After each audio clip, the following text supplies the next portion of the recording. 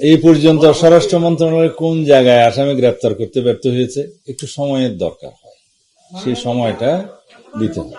রামিসা হত্যার বিচার কাজ চলমান আছে।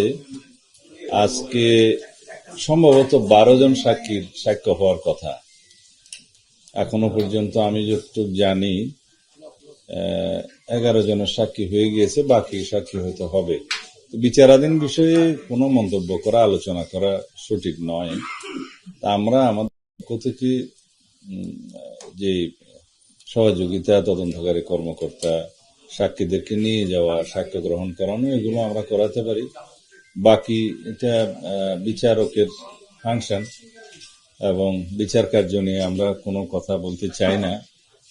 তবে সবার প্রত্যাশা যে একটু সংক্ষিপ্ত সময়ের মধ্যে বিচার কার্যটা শেষ হোক, আমরা সেটা করার ব্যবস্থা করছি।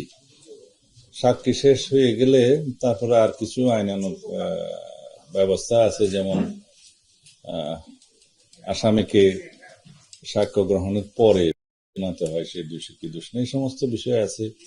তারপরে আর্গুমেন্টের জন্য দিন রাখতে হয়, আর্গুমেন্টের পরে রায়ের জন্য দিন ধার্য হবে, এটা আদালতের বিষয়। তা আশা করছি সংক্ষিপ্ত সময়ের মধ্যে বিচার কার্যটা শেষ হবে। রায় কি হবে, কখন হবে ইত্যাদি, এগুলো আদালত। না, আমার কাছে এই সমস্ত কোনো তথ্য নাই। বিচার তো চলছে, আসামি 164 করেছে। তারপরে চিকিৎসক সম্ভবত আজকে সাক্ষ্য দিবেন, পোস্টমর্টম অথবা অন্যান্য ফরেন্সিক সাক্ষী হবে। এগুলো এর বেশি আমি জানি না।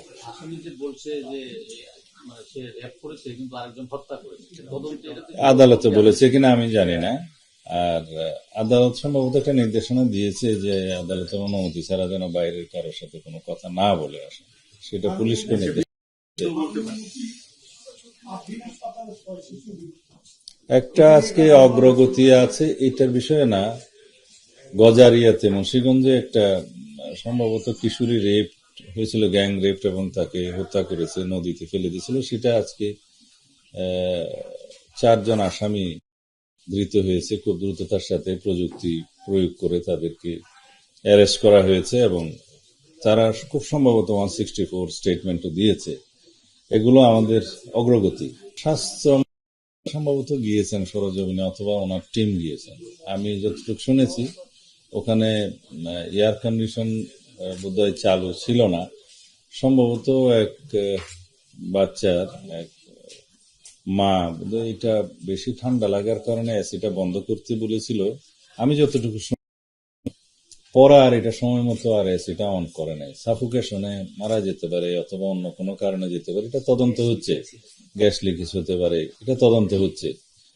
এটার জন্য যথাযথ ব্যবস্থা নেওয়া হবে। এটা মামলা হয়েছে, তদন্ত হচ্ছে, স্বাস্থ্য মন্ত্রণালয় কাজ করছে, আর পুলিশের পক্ষ থেকে এটা ব্যবস্থা নেওয়া হচ্ছে, তদন্ত হচ্ছে। পোস্টমর্টম না হয়ে থাকলে আসলে মামলার ক্ষেত্রে এটা বাধার সৃষ্টি হয়। এটা গার্জিয়ানদের উচিত যেন পোস্টমর্টমটা করায় না। পোস্টমর্টম ছাড়া যদি কোনো মামলা হয়, বিচার কার্যের এক পর্যায়ে এটার বেনিফিটটা আসামি পক্ষ পেয়ে থাকে, তো সেই জন্য পোস্টমর্টম করে ফেলা উচিত। এটা যারা গার্জিয়ান তাদের একটু সচেতন হওয়া দরকার। পোস্টমর্টম করতে চাইলে অবশ্যই পোস্টমর্টম হবে। যদি কেউ পোস্টমর্টম ছাড়া দাফন করতে চায়, সে প্রক্রিয়া আছে, জেলা ম্যাজিস্ট্রেটের অনুমতি নিতে হয়। এগুলো যদি করে তারপরে তারা করে থাকেন ভালো। আদারওয়াইজ যে কোনো সময় লাশ উত্তোলন করেও পোস্টমর্টম করা যায়, সেটা বাদী পক্ষের গার্জিয়ানদেরই উদ্যোগ নিতে হবে। যদি গার্জিয়ানরা পোস্টমর্টম ছাড়া দাফন করতে চায়, সেটারও একটা প্রক্রিয়া আছে, সেটা তারা গ্রহণ করেছে কিনা আমি জানি না। এই পর্যন্ত স্বরাষ্ট্র মন্ত্রণালয় কোন জায়গায় আসামি গ্রেপ্তার করতে ব্যর্থ হয়েছে? একটু সময়ের দরকার হয়, সেই সময়টা দিতে হয়। সাংবাদিকদের উপরে যদি কোনো হামলা হয়ে থাকে, এটা অবশ্যই ন্যাক্কারজনক এবং এটার আমরা নিন্দা জানাই। কিন্তু আপনাদের পক্ষ থেকে কোনো মামলা করা হয়েছে? তো যদি কোনো মামলা না হয়, সেটা একটা আলাদাভাবে ট্রিট। যদি মামলা হয়ে থাকে, সেটা আমাদের দায়িত্ব তদন্ত করা।